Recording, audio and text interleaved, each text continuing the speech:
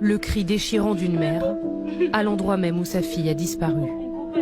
Ce mardi après-midi, Rose, 5 ans, rentre du square près de chez elle et s'assoit sur les marches au pied de sa maison.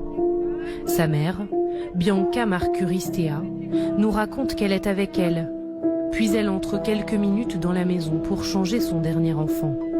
Rose reste jouée toute seule sur le perron. Le temps que je change ma fille, ça a duré 5 minutes, même pas plus. Combien vous prenez pour changer une couche d'un enfant? Quand je reviens à la vitre, je vois plus ma fille. Et c'est là je vais et je cours partout. Je crois qu'il y a des caméras qui me voient. Et je crie Rose! Rose! Elle m'a pas entendu ma fille. Elle m'a pas répondu. Le tribunal pour enfants d'Épinal commence à juger à huis clos. Dès ce mardi 11 juin 2024, le suspect de l'affaire du meurtre de la petite Rose n'a montré aucun signe de remords ou de culpabilité. Depuis 3-4 jours, j'avais l'idée en tête de noyer quelqu'un. Je l'ai noyé pour rigoler. J'étais zen quand c'est arrivé, avait déjà avoué Gabriel. Mais que s'est-il vraiment passé? On se souvient tous de la petite Rose, âgée de 5 ans. C'était le 26 avril 2023. Elle a été retrouvée morte à Rambervillers dans les Vosges. Le corps de la petite fille avait été retrouvé dans un sac poubelle. Un suspect avait rapidement été retrouvé, puis placé en garde à vue.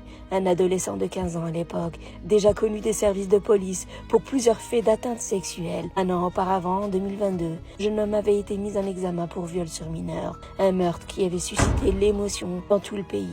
Quelques jours avant les obsèques, le jeune homme avait avoué avoir noyé la petite Rose dans la baignoire de son appartement. L'adolescent serait pervers et sadique. Lors des entretiens, Gabriel n'a montré aucun remords ni sentiment de culpabilité. Les médecins ont révélé une absence d'empathie et aucune maladie mentale. Les 6 psychiatres concluent qu'il est pervers et sadique, représente une dangerosité criminologique et que le risque de récidive est inévitable. Bien que le jeune homme ait avoué le meurtre, il nie toujours avoir agressé sexuellement la fillette. Malgré la découverte de sperme sur ses vêtements, sur ceux de la fillette, il risque jusqu'à 20 ans de réclusion criminelle.